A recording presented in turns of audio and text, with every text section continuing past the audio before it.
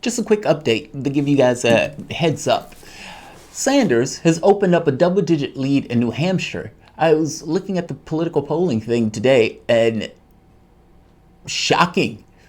Now, the catch here is Buttigieg is still number 2 in this poll, but it's the surge that is drawing eyes and attention because that's somewhat of a big deal. New Hampshire is in 3 weeks. Just 3 weeks. Iowa is in 2, meaning we're going to have back-to-back Iowa and New Hampshire. A poll that was released recently by Iowa that Real Clear Politics use, I would wish, let me say it this way, the Real Clear Politics has some level of standards in regards to the polling that they use and don't necessarily use any and every poll. If I'm not mistaken, the overwhelming majority of people in that poll were like over 50, meaning it skewed the results of the polling. And there's another one that they're using, I think the David Binder one. That one was garbage the first time that poll came out. So it seems that their standards can be lessened per se, or they don't necessarily, the equal opportunity pollsters, meaning they accept horrible polls, they don't necessarily or seem to have standards. But nevertheless, that's lesser of an issue per se. The WBUR poll, there was a poll that came out with WBUR that Sanders was in once before that he did not fare that well in. So this is actually pretty damn interesting. Right here, Bernie Sanders, December 15%, now 29%. Let me repeat that. From December to January, the surge is real. And understand, wins beget wins. This is why this becomes important. As people look at this race, and as this race gets closer, you're going to have some people who are, let's say, on the left. Those people who are on the left might have lumped in their support to Warren early on, but as this race gets tighter and tighter, those people start to make other choices. Those other choices is, I never hated Sanders in the first place. I like his policy proposals. There was just something about Warren that I particularly liked, but now that it is getting close, and she seems to be falling away, an ice cube in hell, getting to the point of evaporation, this is our guy. Meaning, you're seeing it take place. You're seeing this escalation of sorts in regards to the way he's being perceived in media, the attacks that he's been taking. And by the way, this poll came out after the attacks by Warren. Let me repeat that. Usually, many of the people who found their spotlight, meaning Buttigieg, Warren, Kamala Harris, all of them who had their spotlight in the sun melted under that particular spotlight. They hit Sanders with everything that they had on Sanders, and ultimately, you're sexist, and the people who you're working with are sexist, and you're a sexist liar because you wouldn't own up to the fact that you're a sexist. Well, people aren't buying it. They weren't buying it in the last poll I went through, and they aren't buying it in this poll. 29%. Meaning after they hit him with everything for that week, after they tick him off message for that week, he still kept going. The public never accepted it. They didn't buy it. Buttigieg, 18% to 17%. Still strong in New Hampshire. Again, Buttigieg's main support are whites. He gets like 90% support from whites or something. And so New Hampshire and Iowa are the 2 whitest states. He would have probably the best performance of his life in those 2 states. And it's still not going to measure up. Joe Biden, 17% to 14%. It seems like Joe is losing steam. Elizabeth Warren, 12% to 13%. Whoa, Warren breaks the trend, surging 1%. The catch here is Sanders has opened up a double-digit lead on the field in New Hampshire with 3 weeks to go. That, by no means, is a bad place to be. I want you to see another one. This is polls of college students. Now, if you remember, in the other poll that I showed you the other day, the pollster made this point, I think it was the CNN's poll, that the liberal voters were voters who Warren and Sanders were essentially battling in order to get. And it was kind of a teeter-totter between which one was going to pull in the most of those voters. They made the point in the last poll for CNN, well, that is no longer in contest anymore. Sanders has taken that. Well, look at the college voters. College voters also were in question. At one point, The green line is Warren. She surpassed him in October. She surpassed him. This is when she had her day in the sun. And ever since, a falling rock. Falling rock. 9.8 meters per second squared. Straight down. And simultaneously, look at Sanders. I want you to also see something else. Look at the byline. Meaning, you could literally split this in half. They're mirror images of each other. As Sanders has gone up, Warren has gone down. Now, I know initially it looked like it was the Buttigieg camp, where Buttigieg was eating into Warren's support. But this is very specific to college students. And again, I make the point that you can cut this in half and you can almost flip it on its side in order to get the down votes that Warren got. Meaning as she went down, he went up. Or you can say as he went up, she went down. That's probably more apt. This is fascinating because it shows that people are making a choice. Her support is eroding. You can see it in the fundraising and everything else. She's fading. But just because she's fading doesn't mean she's not a problem. This is Morning Consult. Look at Morning Consult's poll. Now, Morning Consult has been pretty good. I mean, I think it's like 20,000 people in this poll. This is what we have currently. Biden, 29%, Sanders, 24%. This number is narrowing. It's narrowing, national poll. Now look at early primary states. Narrower still, 3% difference. Super Tuesday, 2% difference. When I tell you that national polls lie, this is kind of what I mean. If you look at the national polling, you might say, okay, well, Joe Biden, he still has a few points up, not too bad. But the problem is when you get into the early polling, the early states, the catch here is Joe Biden is living. Look at any of the polls. The trend, complete trend, unbroken, unchanged. It might have moderated itself a bit. Unchanged, Joe Biden is considered to be more electable. Again, electability is effectively people just talking to themselves. Joe Biden is electable in the same way that Hillary Clinton was inevitable, meaning not at all. He is going to get bullied. I know people think that Joe Biden is more electable because for the most part, they haven't had a primary where he has been hit repeatedly over and over and over again. I tell you this, it will happen in the general. And in the same way that Clinton was out there flailing in the deep end, I put it to you that Biden will do worse. Mark my words. Hopefully that never comes to pass. But my point is momentum is a real thing. If Joe Biden is living off of electability and he starts losing those states, or one of the candidates starts taking those states, meaning state after state after state, it puts into question this notion of electability. In fact, all of us, the fact that Sanders is going up in these polling and everything else has a lot to do with this notion of electability being to some degree challenged. Not just the electability, mind you, from the standpoint of Biden, but also from the standpoint of people looking at Sanders thinking, I like what he's saying. And not just I like what he's saying, with the publicity, this acknowledgement by the establishment of sorts and media, like, holy shit, this guy can win. People hear that. It factors into their analysis of events. And I guarantee you this, if state after state after state starts to fall, and it falls for Sanders, the question of Joe Biden's electability will be put to question.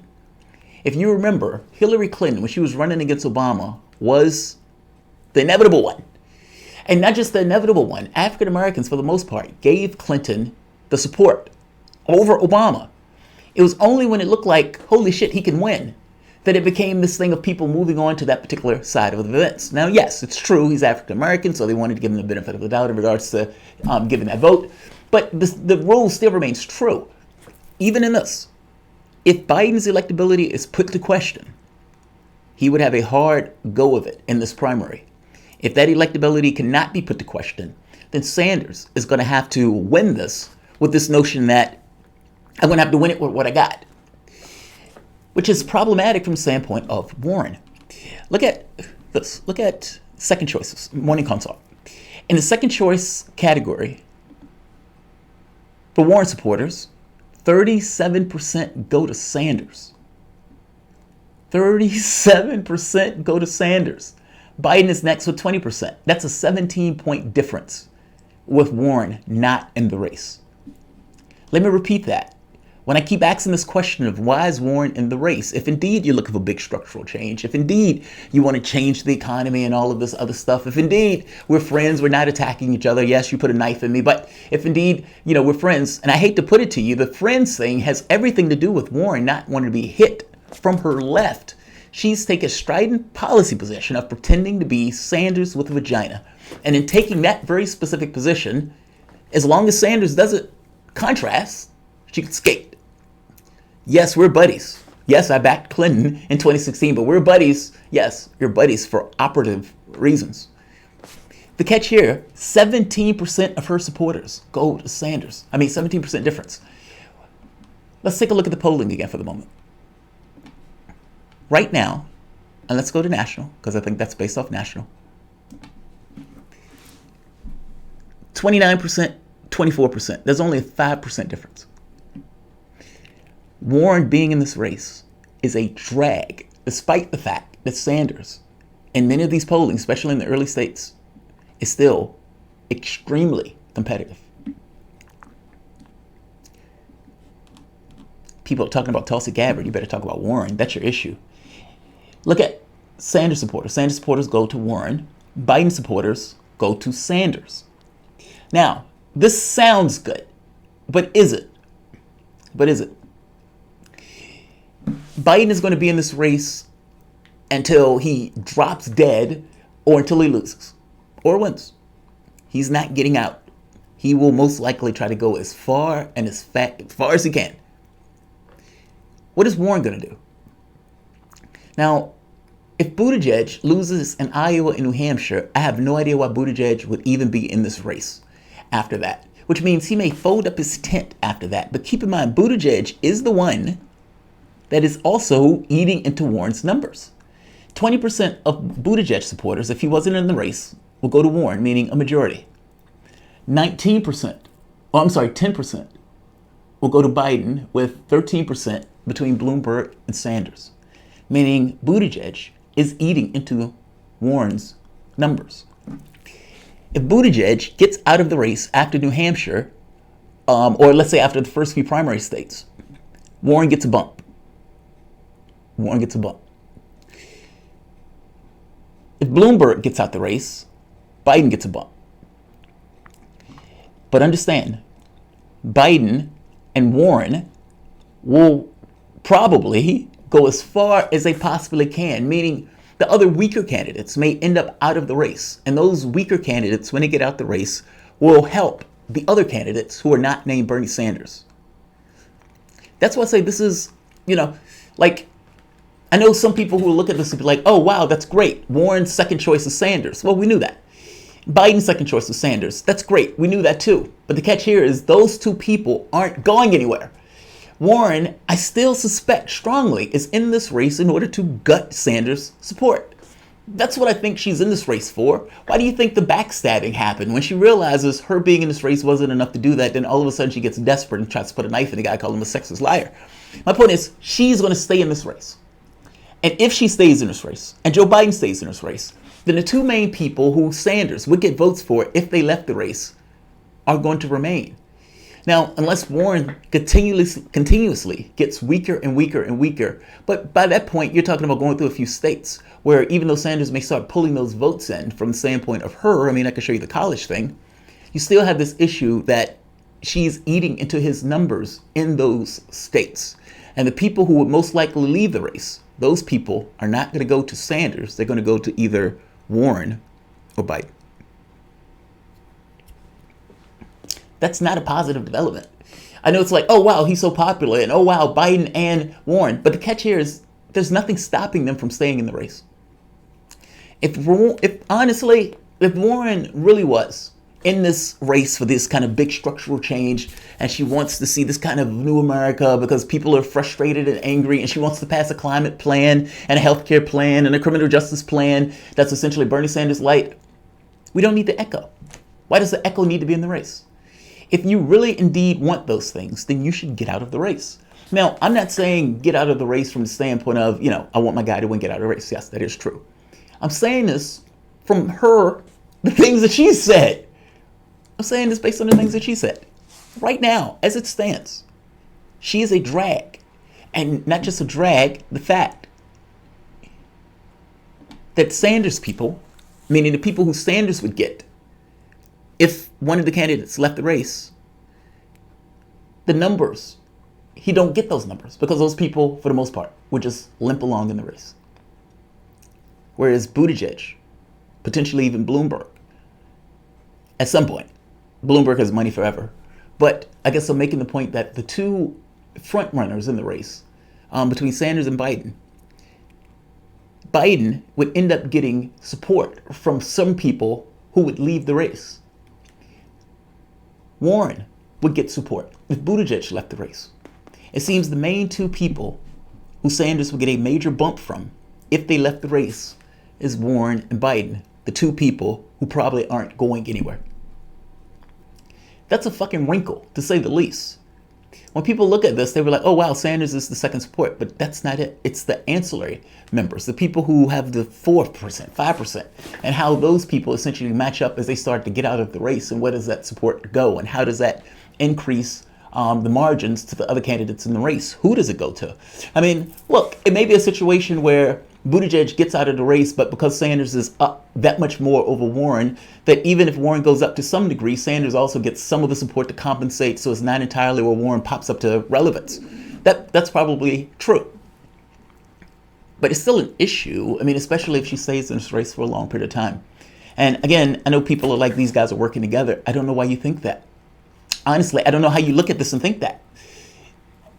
Every election that Warren is in from here on out hurts the chances of lefties winning. And if indeed the person is in the race hurting the chances of lefties winning, then why do you believe she's working with the lefties? Just saying. Just saying. Jill Clausen, message retracted. Oh, there we are. Baltazar, I was hesitant on Warren from the get-go. Her biggest problem is trust. She betrayed us in 2016 and will again and again and hasn't even tried to fix it. Agreed. Baltazar, agreed. You know, my rule, for the most part, was you didn't support my guy in 2016. Why do you want my support now? It's very basic. How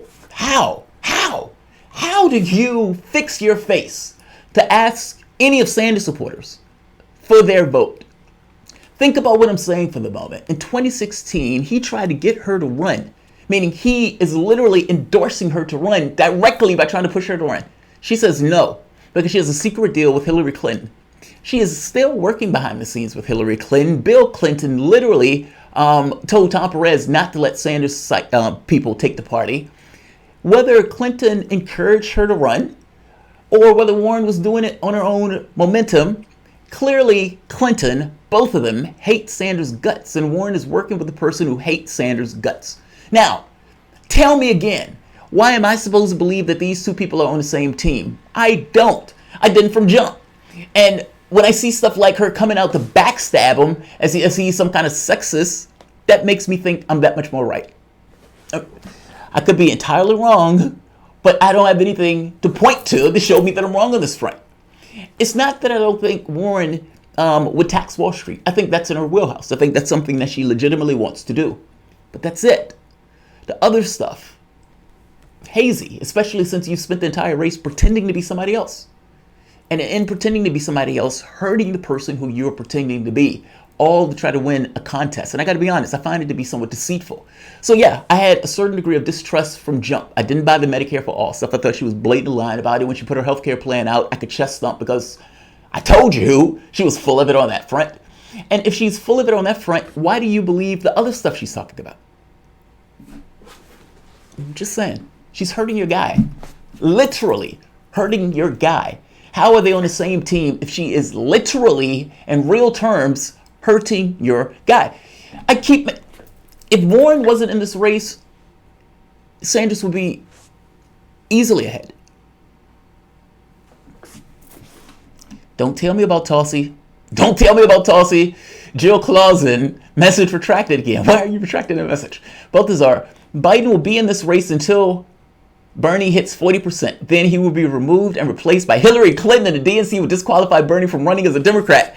Oh, you're more cynical than I am. You're far more cynical than I am. I don't think Biden is leaving this race. I don't think he is leaving this race. I don't think Hillary Clinton is going to have the balls to get back in the race. But I don't think Biden will leave it.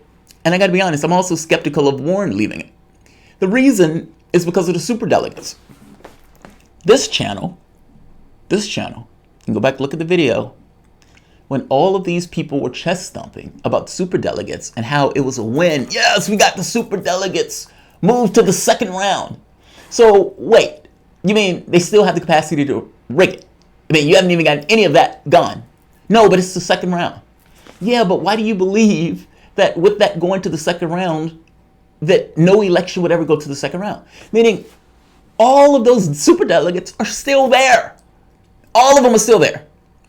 And if you have candidates that are pulling delegates, somebody like a Warren, it hurts your guy. Like, if it pushes it to a second round, which it legitimately could, do you honestly think they're going to choose Sanders? I hope you get my point.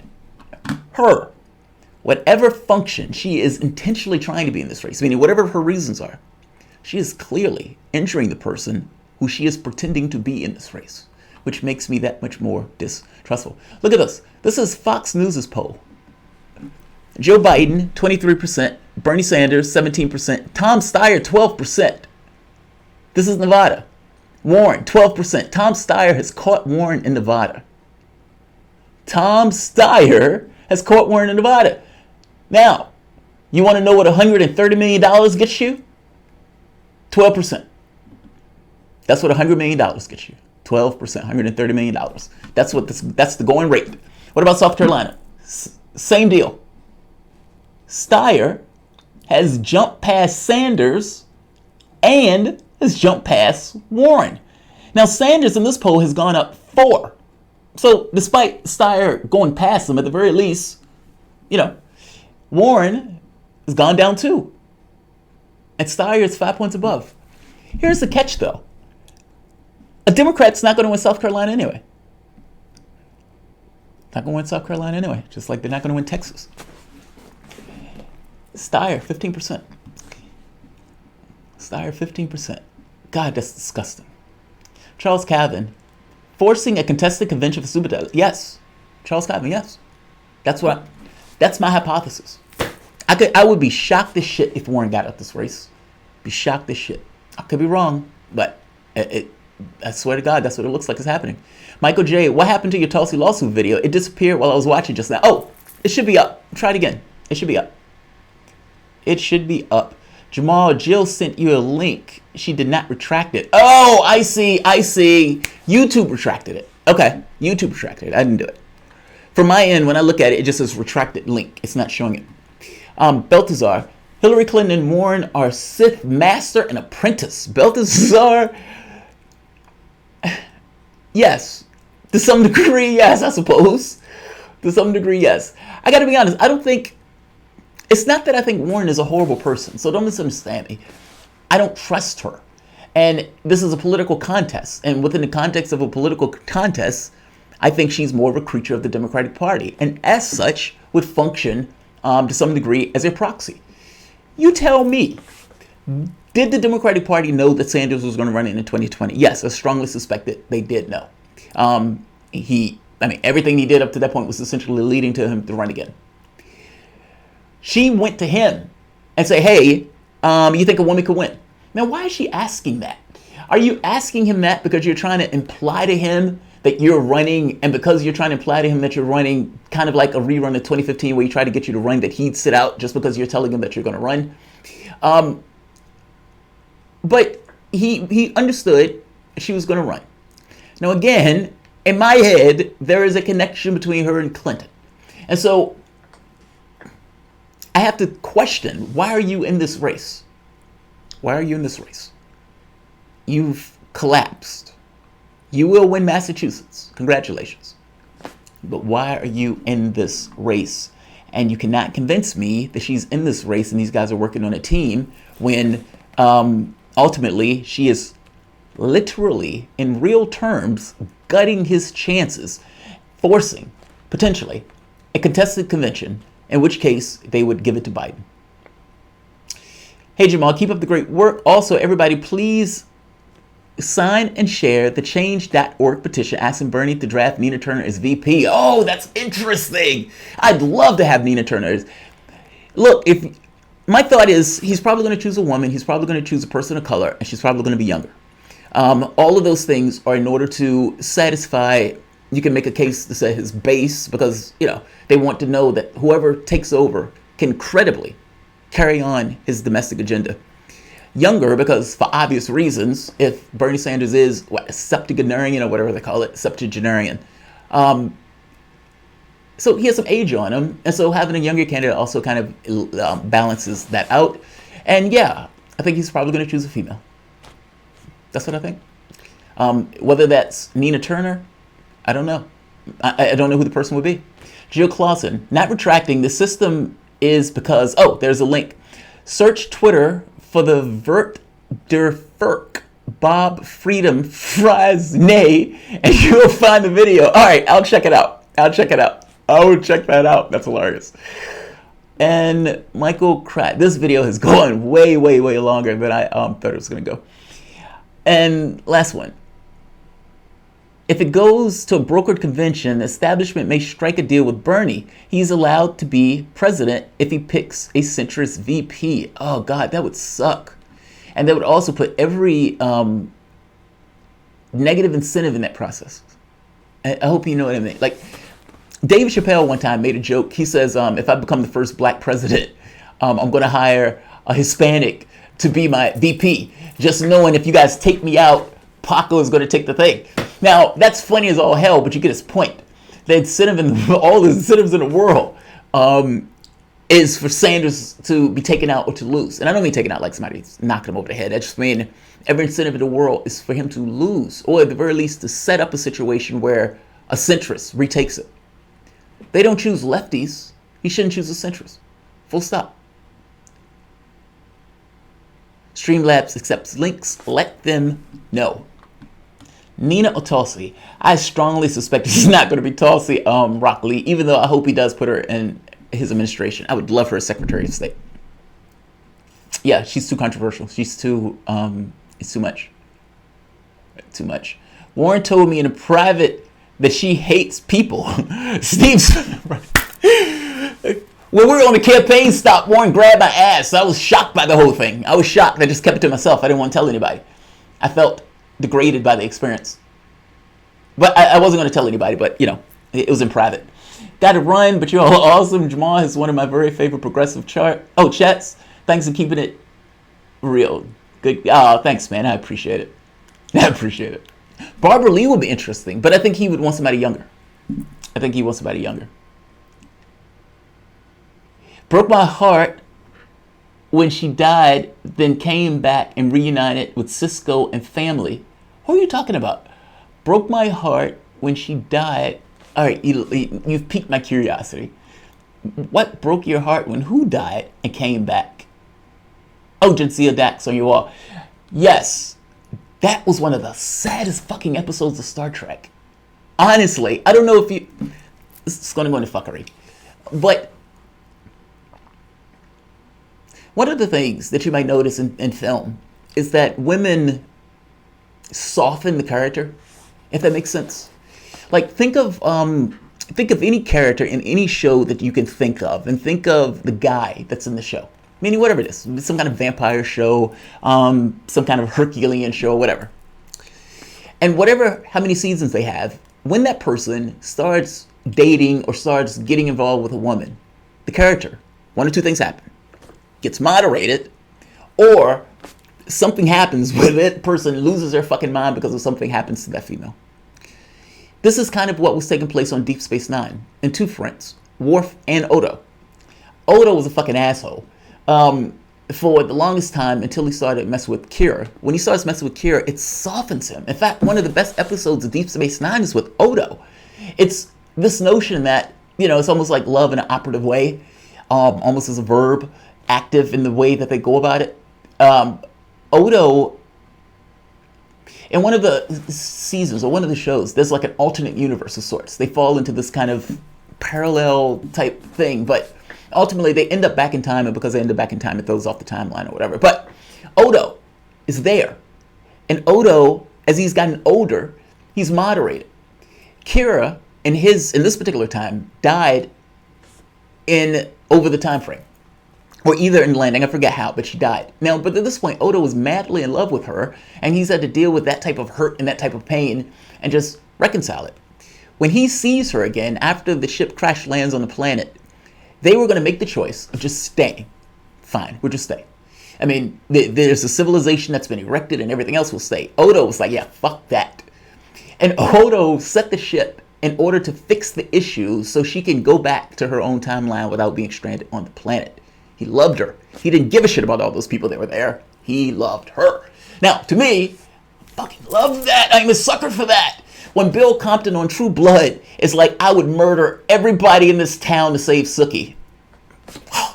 Now, some people may call that going beyond love. Maybe a little bit of desperation or a little, this kind of almost like a stalkerish type thing. But it's not really a stalkerish if you're okay with it. I mean, Sookie loved Bill. And so, she understood that he was a vampire and he had those type of tendencies. So, it was what it was. He was edgy, he was dark, and he loved her to the point that nothing could compare. Odo was the same. So was Worf. Worf married Dax. Now, keep in mind, when these guys are like having sex and whatnot, they're like breaking bones and whatnot. But Jadzia has multiple lifetimes. She, has Klingon friends and everything else. So it wasn't like she was unaware of this stuff. But these two got closer and closer and closer. And the same thing happened. It moderated Worf to a point. Meaning, if there was ever a situation where Dax was in danger, where somebody that Worf cared about was in danger, Worf would flip, and he would flip in a heartbeat. There are episodes where Worf went on another ship and murdered somebody because they killed his wife or his girlfriend. So, but when she died, oh God, it was a fucking dagger. I mean, these guys were getting married. Yeah, you're right. That was a sad episode. That was a really sad fucking episode. That was one of the wildest and I think one of the badassest episodes. I gotta be honest, Deep Space Nine, by the time it got to season 5, it grew on me as one of the best episodes of Star Trek's. Meaning, they didn't do the bullshit thing that Discovery did, where Discovery starts immediately with a war. Like, it's a jarring show on how bad it is. Within 5 minutes of that show, the lieutenant or the second in command attacks the captain. Fuck. Can you imagine any other captain? Can you imagine any other person in Star Trek doing that? Well, they were willing to do that there. They built up that war based on just the incentive structure of the people that were involved in the process. Meaning a Cardassia that was wrecked, a Cardassia trying to gain some sense of pride, so it joins with this other organization. That organization tries to come in and take real estate and the dominion inside of the quadrant. Like, it was a natural evolution of it. Even the politics. My understanding of that show has drastically changed. My wife and I were watching it like over the last few weeks. I fucking renewed appreciation for how good that was. In this episode, I'll leave it here because we've gone into fucking weeds. Worf and Jadzia go on a mission. Starfleet officers go on a mission together. Jadzia gets injured. Now, it is Worf's job as a flat fact to carry out the mission. There's no ifs, ands, buts. There's no nothing about it. Your job, even at the point of your death, is to carry out that mission. Here's the catch. If it was just Worf, he would have gave his life for that mission. Heartbeat. Wouldn't have thought twice. He's a Klingon warrior. He's a Starfleet officer. In his head, that's the way his brain works. He would have did it in a heartbeat. He would have bled and ripped his heart out in order to complete that mission. But it was Jadzia that got hurt. His fucking wife. Now, what is your responsibility when your responsibilities clash? Your responsibility to your wife, your responsibility to Starfleet. Can't serve two masters. Which one are you going to serve? I already know my answer. Fuck that mission. I'm getting my wife back home. Worf originally went to complete the mission. Now, there was a spy that they were waiting on. And again, this is a war that has taken place. You're talking about billions of lives being killed. Worf, as he goes to complete the mission, you can hear his like heart beating in his chest, in his ears. And he says, fuck this mission. I'm going to get my wife. He got his wife back to the runabout. The person who they were trying to get got caught, got murdered, and whatever information that person had went to its grave with him. Worf got chewed the fuck out. But again, what is he supposed to do with this? Are you really going to let your wife die to complete this mission? Now, it was stupid for Starfleet to put these two on a mission together, in which case they was like, yeah, you two would never, ever, ever go on a mission again. That was very true since she got murdered. So, just saying.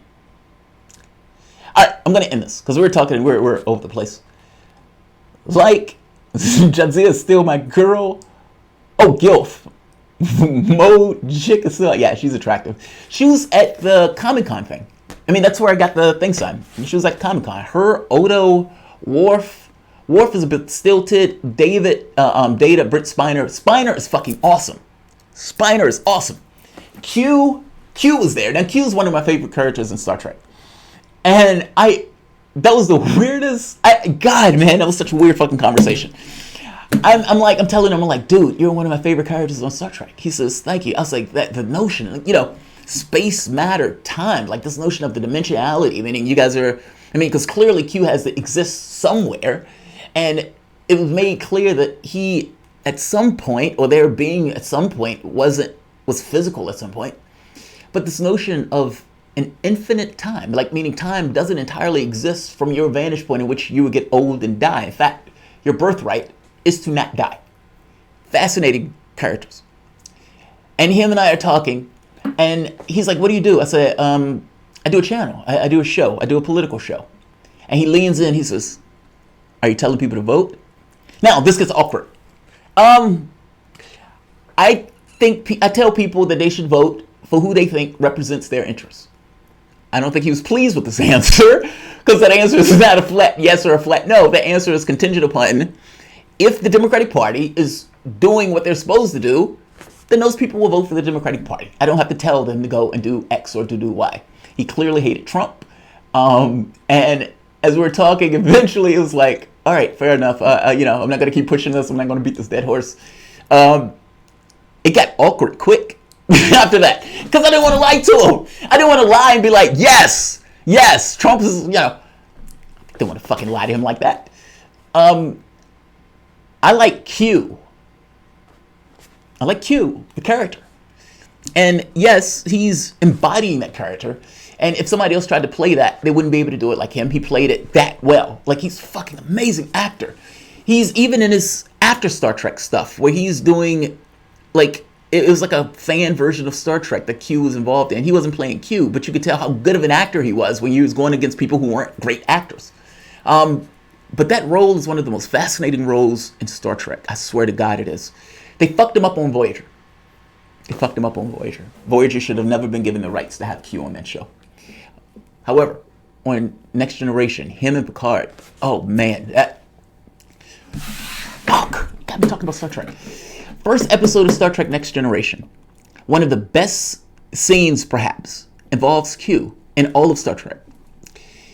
Picard and the Next Generation, they're going on their cruise ship of a ship. And they get to the point where Q materializes on board the ship. And Picard's response is, what sort of being are you? He didn't look at him as a god or anything else. This is a being. That's all he is. He has powers, he has abilities, but he's just a being. He's just an intelligent consciousness of sorts. He didn't make it a religious thing. Q puts Picard on trial for all of the sins of humanity. Now think about this. Jean-Luc Picard, more than anybody else in Star Trek, embodied man as an outright. And I'm saying man and women, I'm including everybody, but he was the embodiment of it. And they made that very clear in that first episode where he had to answer for all of the sins of humanity. And the wild part about this is we're the dystopian reality from the standpoint of Star Trek. And Picard is ashamed of this. He's like, I'm not answering for that. We've expanded, we've grown, we've gotten rid of war. He's trying to explain. And Q is like, you're still the savages that was murdering all of those people all of those years ago. He starts putting all of their sins. And he gets to the point of saying, if you say another word other than guilty, kill him. At which point Picard has the, all right, fine. But we have grown and we've become better. God, that was such a fucking good show, man. Such a good show. Like, share, subscribe. Is it wrong to like Star Trek? I don't like Star Wars. I thought Rogue One was really good. But I like, my interest in Star Wars comes for the politics, if that makes sense. And what it means. They're fighting, think of it in these terms. In the Star Wars universe, cooks, cleaners, people who write software, people who write programs, people who build X, people who build Y. You're talking about multiple planets. You might have hundreds of planets, and the economy of all those planets are some degree tethered together, just like states and everything else are tethered together. Think of all the resources that would be necessary to build a Death Star. Now, and that Death Star gets blown up. All of the metal, all of the materials, all of the mine things, all of the lives that were on there. You had cooks, cleaners, people who were just doing databases. You had janitors. All of those people are dead. And the way they justify it, somebody has a t-shirt, I have friends on the Death Star. The way they justify it is, well, look, these guys are in a war. These guys are rebels, and they're fighting against this thing. The catch here is, if you lived in an empire, you wouldn't know it was an empire. Or at the very least, you would give it a pass. You know how I know that? Because for the most part, you give it a pass now, and you live in an empire. The difference is, it's an intergalactic one. You have multiple planets tethered together in this particular way with a authoritarian government of sorts that has the capacity to wreck other planets. The rebels in this, whether they're good or bad, is entirely dependent upon whether or not you live in that empire. That's the fascinating fucking thing about Star Trek. Star Wars. It's told from the perspective of the rebels that are fighting against this empire. And in fighting against this empire, everything is permissible, right? Darth Vader's a horrible fucking person, so you can do bad things when you're fighting against horrible fucking people. The catch here is that military is just like our military, just like any other military. When they're going out fighting those rebels, that part I find fascinating. But the most recent shows, I couldn't get into it. Rogue One, I thought Rogue One was really good. Since you're talking about sci-fi, what's your take on The Expanse? James A. Corey. Delvin Dudas Priest. Now, Bob Ramirez keeps telling me about The Expanse. I watched the first season of The Expanse. It started off so slow that I had a hard time latching into it. I keep telling Bob I'm going to watch it. So, Bob, you're not alone, buddy. Gary Curtis. Sorry to change the topic, but have you covered Glenn Greenwald getting charged for cybercrimes? Yes. I did that video the other day. I think it was 2 or 3 days ago. So, I think in that video, I said Glenn was the bravest man that I knew. Glenn, as you know, found a boo in Brazil, married the gentleman, and for the most part, he's been living in Brazil. While living in Brazil, he was writing what was called car wash. I don't know the exact name, but essentially the car wash documents. Car wash was an operation that was held by the prosecutor in Brazil to get corruption, get rid of corruption in many of these cases. Catch is that this was not apolitical, despite all of the testament to that it was apolitical. But think for your own self. When people say, hey, this impeachment of Trump is not political at all, we are just doing our constitutional responsibility. Of course they're full of shit. Same thing in Brazil. The catch here is Lula got put in prison over this. And Lula getting put in prison over this, Glenn Greenwald, everybody understood this was a political persecution. When Lula got put in prison, it allows Bolsonaro to essentially accede to the win. Bolsonaro had no chance of winning with Lula being in that race. They found out that the prosecutor who was involved in that was effectively working with the judge in order to politically prosecute Lula and get him out the race. Glenn released that information. He was doing his job. He's a journalist. In releasing that information, Lula got let out of prison. The government was shown to be utterly and incomprehensibly corrupt. The judge that put Lula in prison got a gig as a justice minister and fantastically embarrassed over this. Bolsonaro hates Glenn. Knows him by name. Hates him because he's gay, but hates him also because he embarrassed the shit out of their government. So they've been trying to harass him. At one point, they were looking into his finances. One of the Supreme Court judges in them forced them to stop doing so. But then this came up. Now, they have already done an investigation on Glenn Greenwald and came back and said he was clean.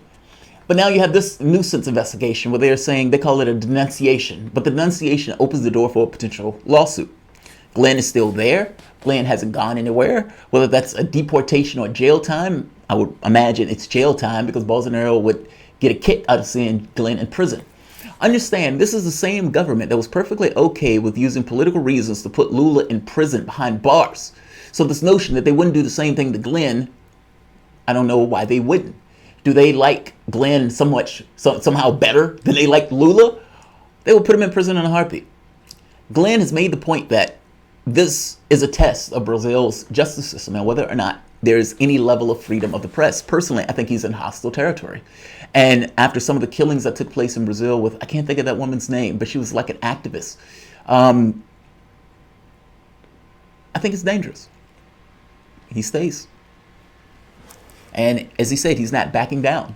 He's still going to do his job. He's still going to do his work. He's still going to be doing his investigative journalism. He said, I had nothing to do with it. I was very careful in making sure that I didn't implicate myself into it because, of course, they were going to go after him. They were trying to say that they found messages of Glenn talking to the hackers or whatever. I don't know why the other people didn't have these messages.